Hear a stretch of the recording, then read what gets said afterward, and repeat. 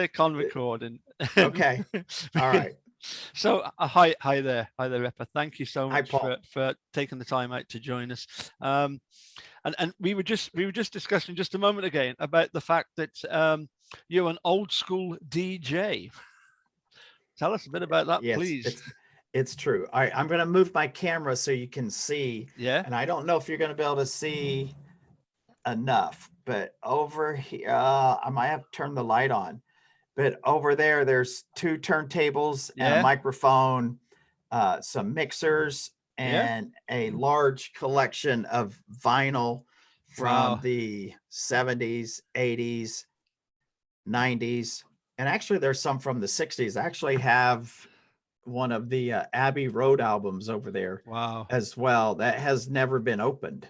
Wow. Um, but you can see just a little bit of the Oh, vinyl yes. Yep. right there. There's two rows of vinyl stacked in there, and most of them are from the 80s when uh, the mixing boards first came out, Yeah. where you'd have two turntables and you were going you're scratching. And so I was part of that scene.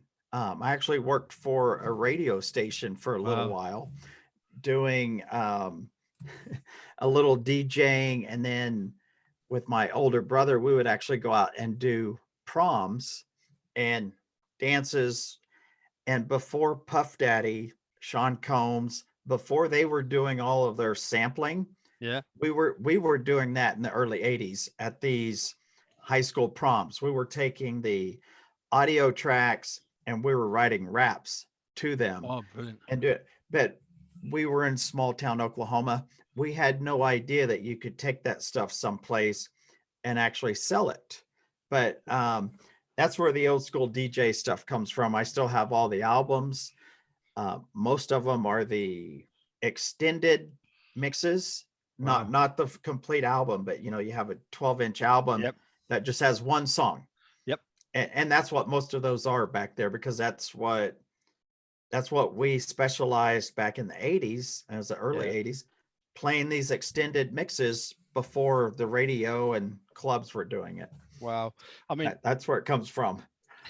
yeah, and I mean, I must admit, from my experience with the Cayley band, the Scottish Cayley band, when we do high school balls, they are some of the best audiences you can play for. The teenagers, between the sort of 14, 15 up to 18, 19, so much energy that they do not leave the dance floor empty. They're constantly, what's the next one, what's the next one. Right.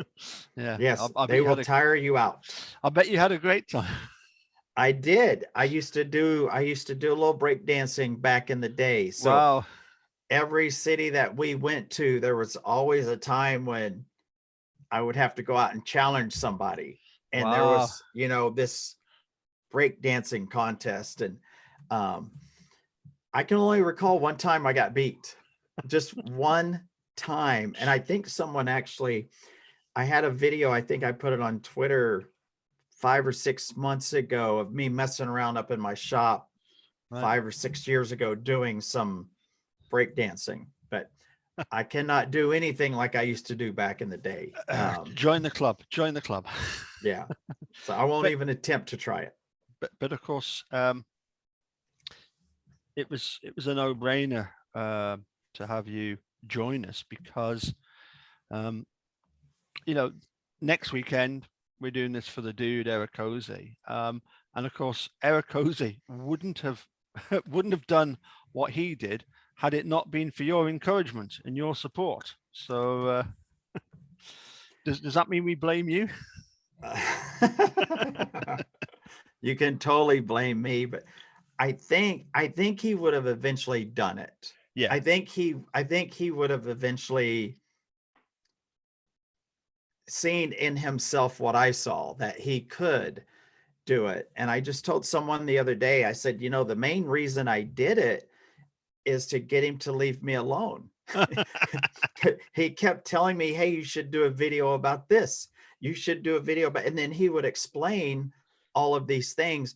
And I couldn't understand, I couldn't picture in my head what he was seeing. And I just kept telling him, I'm like, dude, you should do a video. You should do your own channel. I said, even, and I told Ali the same thing, Yeah. even if it's just sitting in front of the camera, talking to people about the case, Hmm. like you have information and people need to hear it. Yes. Like it does just go do it. Yeah. And I think it took 6 months maybe. Um, and he finally did it. And I remember he was so nervous. And his first one, um, I don't want to say it was bad, but it was, he had this nervous laughter where Yeah. he would start laughing when he was nervous, and you could tell he was really nervous, but he did it, and it was not in his comfort zone to be in front of people like that. But Mm. he did it, and then each time he did it, it got better and Yeah. better. And then finally, I mean, it was he was meant to be there, Oh yeah. but Yeah. I think eventually he would have done it anyway. Um, it's not my fault. I'm not blaming you at all. I'm not blaming you at all. What I would ask though is, can you explain a little bit about llamas? Because he kept going on about your video about the and Okay. unfortunately one of your llamas, is it a llama or an alpaca Yeah. or Yeah. No, it's a llama. Yeah, yeah. we used to have some llamas, and we did have an alpaca as well, but we had a llama that we got, and it was a baby. His name was Joey. He was super friendly. Like, he would come in the house when I Wow. was working from home. I had an office set up, and he would just come in and stand there next to me. Hmm. Not full grown, but when he was young. But he was super, super nice, Yeah. loved kids, loved people. And llamas like to go out in the water. In the Mm. summer, they'll get hot and they go out and they stand in the water. Llamas they're kind of goofy in a sense that when they get scared, they lay down. Wow. Um, like I had built a big bonfire, a brush fire one time, and he got too close to it and it got hot and he got scared and he just collapsed on the ground next to it. And I had to drag him away, and he was heavy. I didn't think I was going to be able to do it. Wow. But if you grab their ears or you grab their feet, they get scared and they just lay down.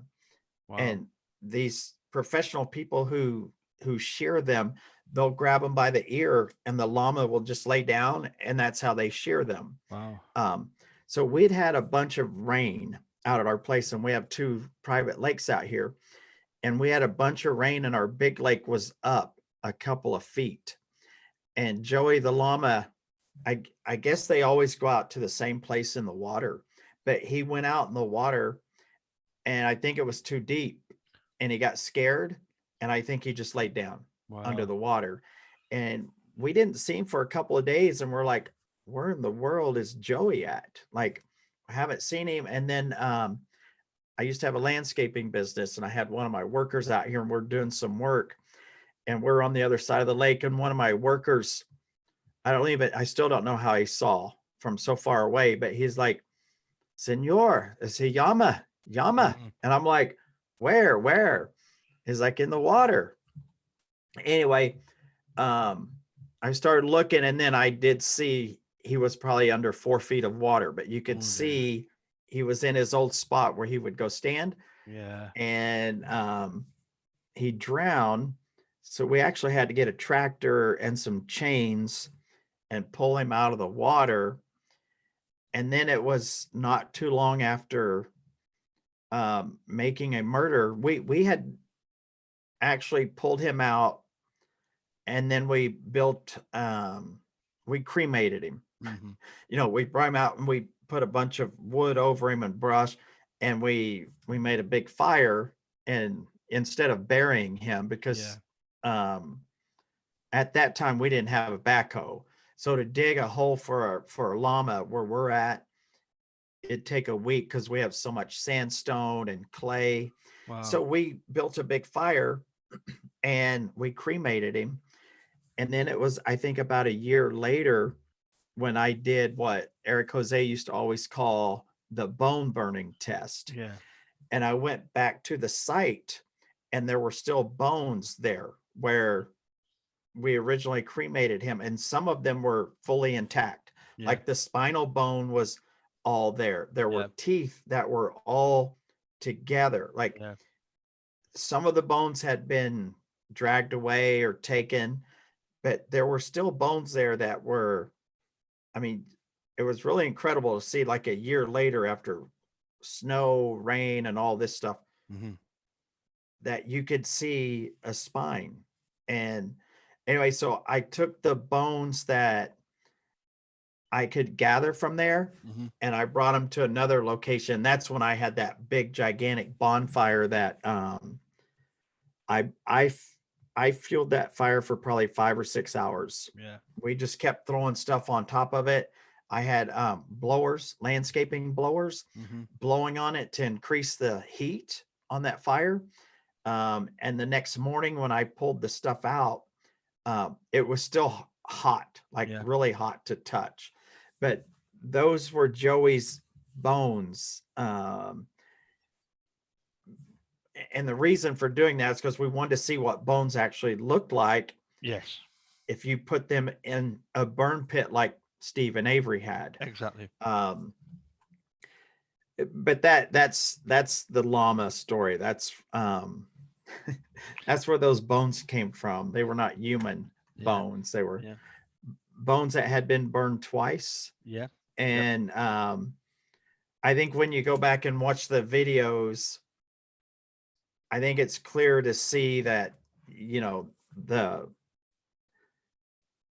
results that I had versus what they had Yeah. in Manitowoc County. I mean, it speaks for itself. Exactly. You know, Yeah. Yeah. it's just me going back thinking about all this stuff. Like, I, like, for example, when I went and picked up those bones from that place, Hmm. and I did do video before I did it, Yeah. and you can see, like, you can see there was, you can almost make out where the body was laying. Hmm. But in Manitowoc County, they didn't take any pictures, they didn't do anything. No. No. And, you know, I'm not a professional anything, you know, I'm a rogue journalist.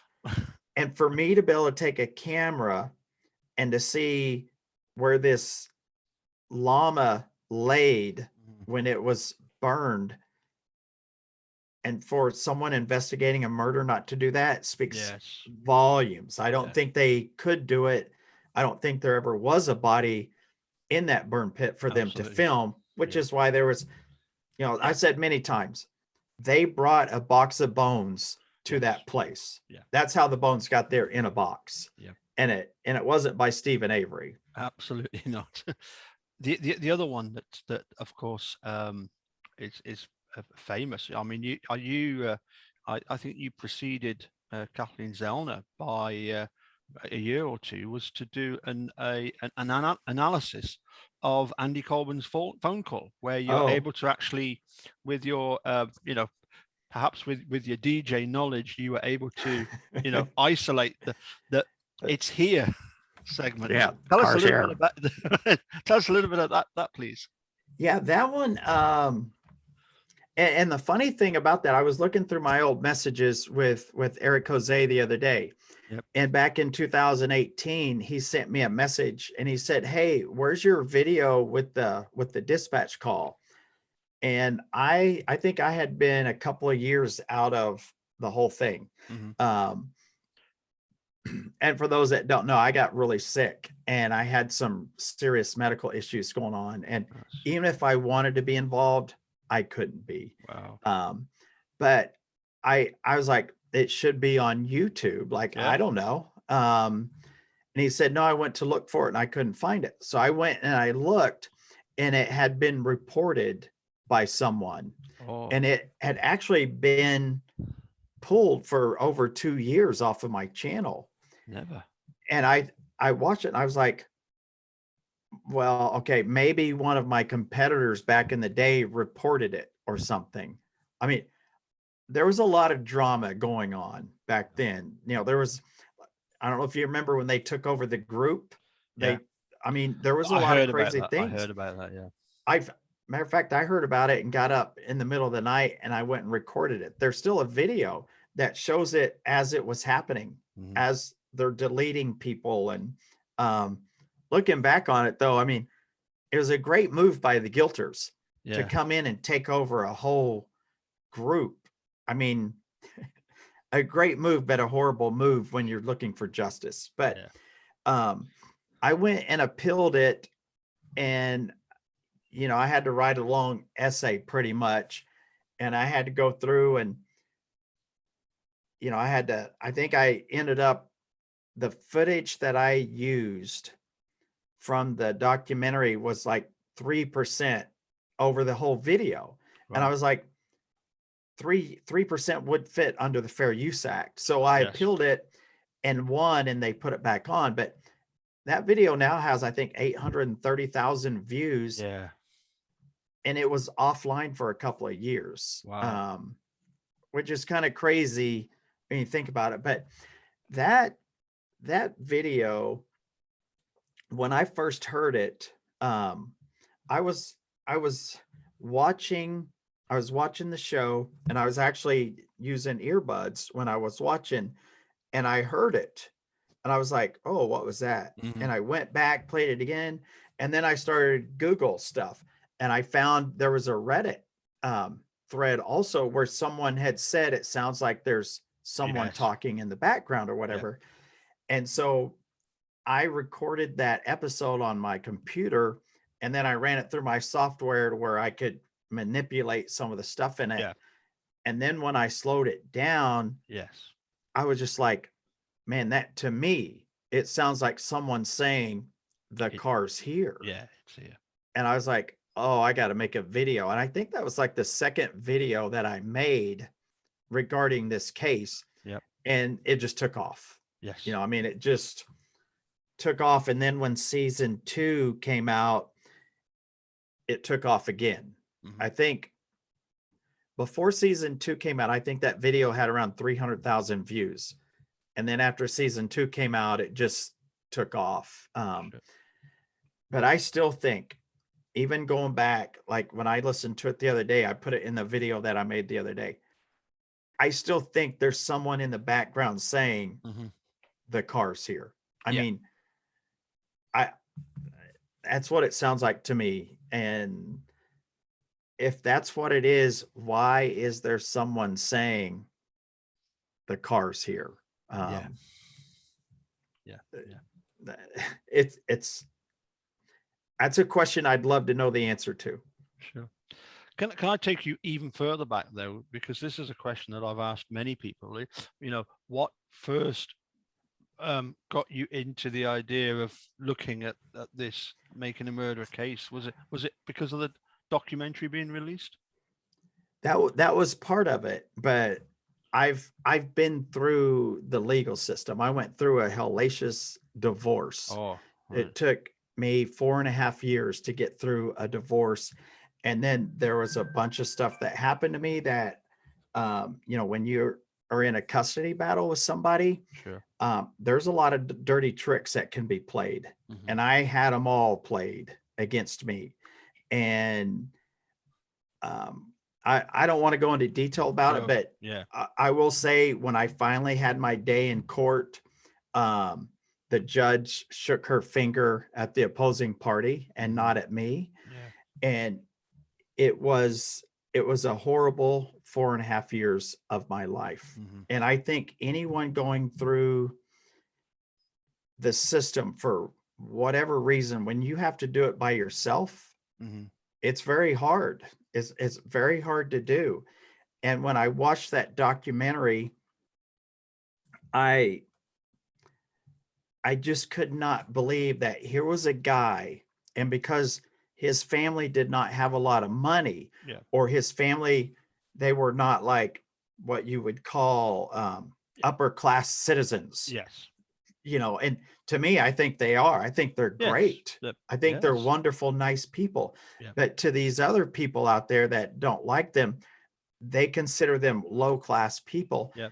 And I thought it was so wrong that our public servants who are supposed to be serving people like Stephen Avery and his family, they were not serving him at all. What they were No. doing is they were attacking him. I mean, they framed him already, and then they were going after him again. And it really pissed me off Yeah. that there were so many people doing this. And at the time, I was just making little gaming videos for a game that I was playing, and I had a team, and they were more like training videos for my teammates. And Right. I would make these videos, and I would say, I just posted a video. This is how you need to attack this Yes. base. And then after that show, I just thought, man, I could probably make videos and put them on my YouTube channel. Yep. And maybe someone that can help will see them. Little did I know that a gigantic group of people would join together and start this. I mean, it was a big movement. You know, you have the show Don't F with Cats, Yes. which is the same concept, but I think Mhm. the Stephen Avery people were there long before any of that stuff. I think the Stephen Avery case was one of the first really big social groups that uncovered gigantic amounts of evidence Yeah. to show the world that, hey, these guys are innocent Yeah. and they've been framed, and these are the guys who did it. Mhm. And not only that, but this is why they did it. Yeah. Yeah. But yeah, I had no idea that this movement would take a life of its own. I mean, it just started into a big movement. Now Yeah. there's a bunch of them out there. I mean, you Oh, yeah. can, but I will say, when when I was still back there doing it, and we had all of these people working all together, Mhm. I don't think there was anything or anyone that could have stopped Mhm. what was happening with all of the information Yeah. that was being uncovered. Yeah. Um, it was really it was really a great thing to be a part of, you know. Absolutely, yeah. It's interesting you talking about, the fact that you were doing that your gaming videos. I was actually doing music videos before Making a Murderer came out. I did a couple of videos. One of them was disco lighting using a DMX controller, a Chauvet Obey 40, which I'm sure doing the DJing you're more than familiar with, And it was just little videos that I was doing. And then I thought, I could use this YouTube channel, just as you were saying, to do videos. And that's when I did my first video. And I actually said to the dude, I said, I've said my bit. That's it. It's over to you, pal. I'm not gonna try and stand on anybody's toes here. But he said, oh no, that's a shame. If I'd like you to keep going. And so it's that circle of life, isn't it? As far as YouTubers are concerned. I must admit, Johnny, I really like the communities that build up as a result of this. I've met so many people around the world that Mhm. that are just like, they're almost like your sort of immediate family. They're not, well, okay, that they're your internet family, but you become so attached to them. It's phenomenal. Well, if something happened to you, if you got into some kind of trouble, Yeah.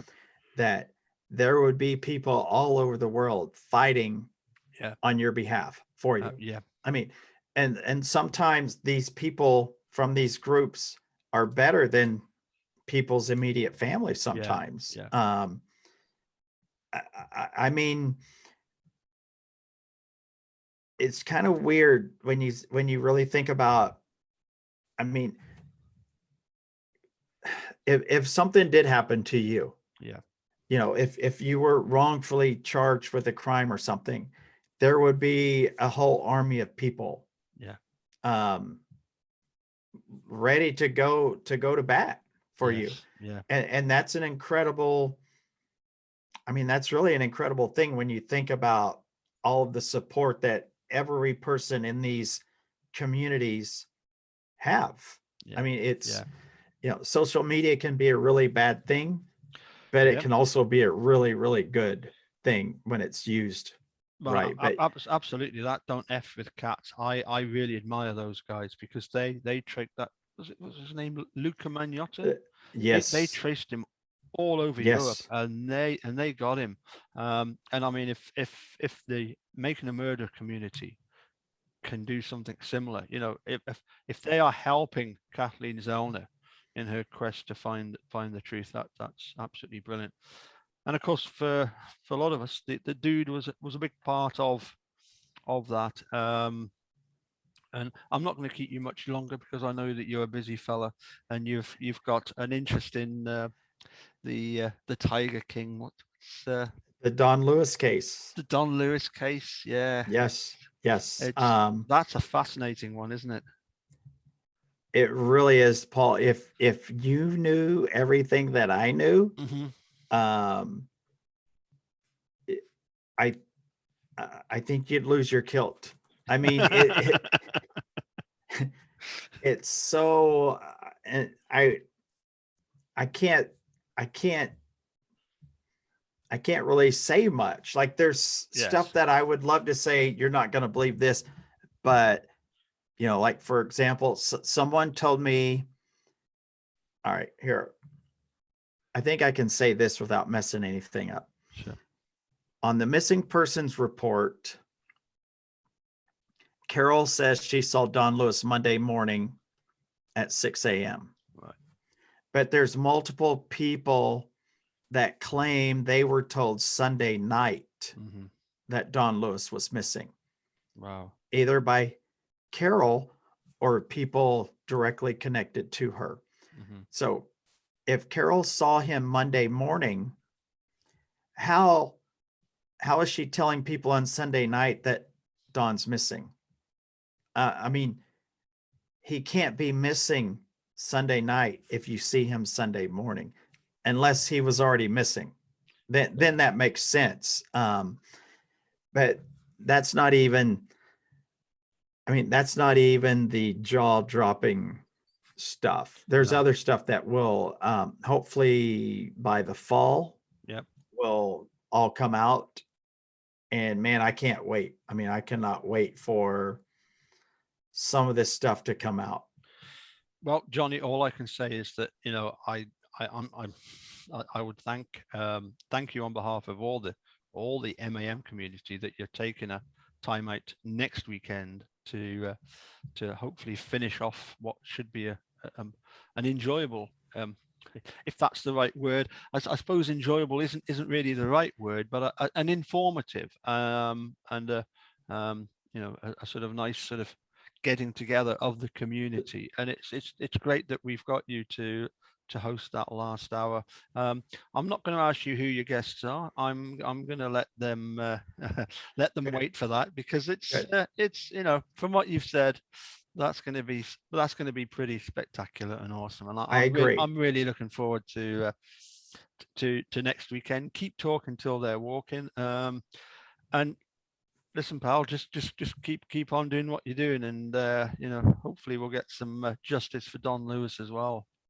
I think justice for Don Lewis is coming. I think justice for Brendan Dassey is Yeah. coming, and Stephen Avery.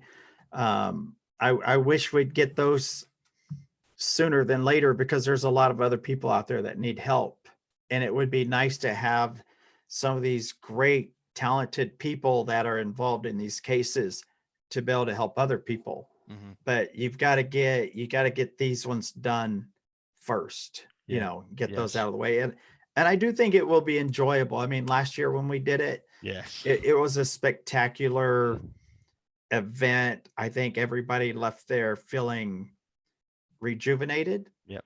and we raised quite a bit of money for the boys, Yes. you know. Yeah. So I think enjoyable is a good word for it. I Okay. think Okay. we'll have a good time and raise some awareness for these two guys, I hope. And thank you so much for inviting me to be a Oh. part of it.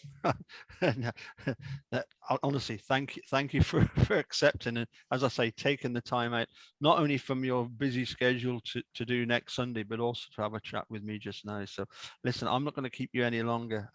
Many thanks, Johnny, and we'll see you soon. Okay, thank you, Paul. Take care. Cheers. Bye for now. Cheers, mate. Bye bye. Ciao. Ciao.